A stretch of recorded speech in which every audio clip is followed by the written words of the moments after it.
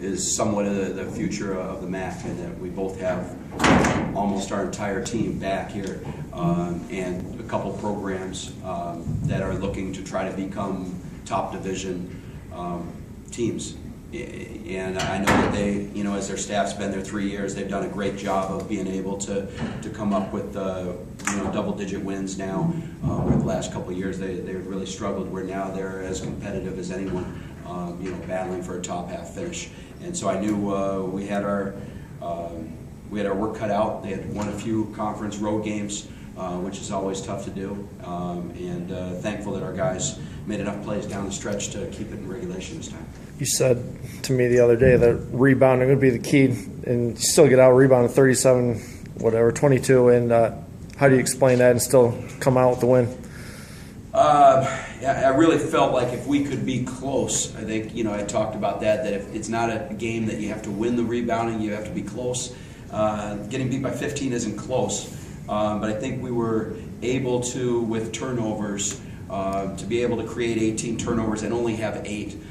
I don't know that I've had a team like this that could have 8 turnovers in a game that's that aggressive, and 6 turnovers in a triple overtime game. I think it shows something about how our players are developing, being able to handle the ball, being able to make good decisions. And so that was probably the only reason that we were able to overcome that rebounding average or that rebounding disparity, because of forcing some turnovers. Not only that, forcing some turnovers to some easy scores as well.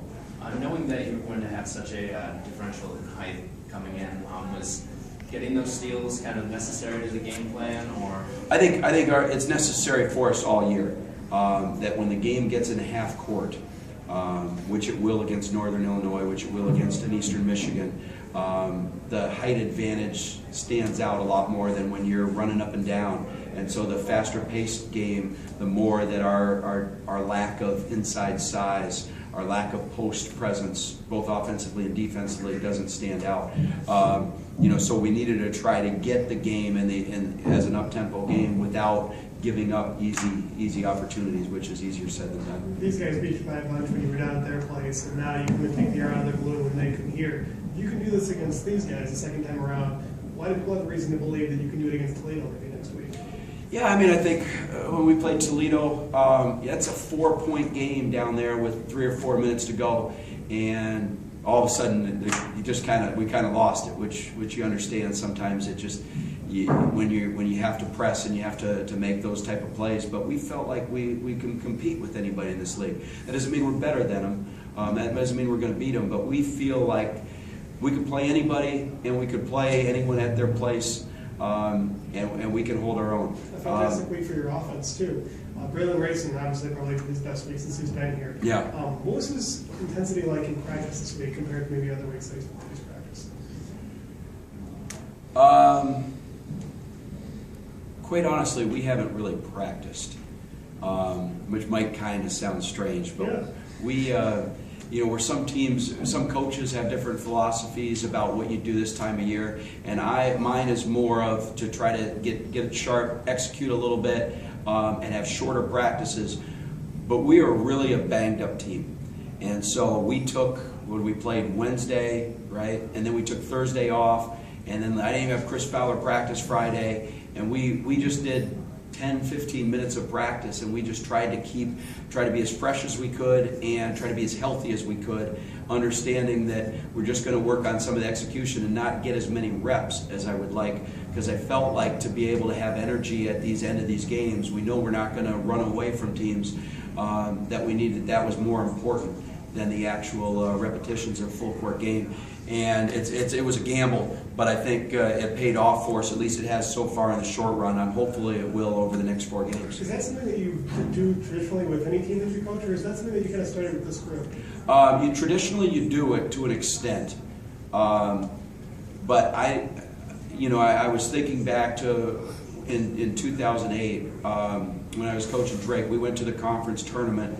But win the conference tournament, go to the NCAA, the last couple of weeks, I had guys that didn't practice like at all. They just do some 5-on-0, some dummy offense, some dummy defense, put the scouting report in, watch the tape, and they were playing like a Chris Fowler, like a Blake Hibbets. They were playing so many minutes that we felt like that their energy and that their legs were more important than the repetitions. And so as thinking back to that, I felt like maybe that's what I have to do with some of the players that aren't getting as many reps, that aren't playing as many minutes. We'll work them out in a 2-on-2, 3-on-3 setting because they need to develop. But we've been cautious to try to keep this group as healthy, because if we lose a couple guys, we can't compete like we have. You guys obviously, Don, think back to that last minute and a half, and you had a few guys who were getting up there with 3 or 4 fouls. How important was it that you won this one in overtime and didn't have another, triple overtime thriller like you did earlier this week? Yeah, I mean, it's our first regulation win this year, maybe, right?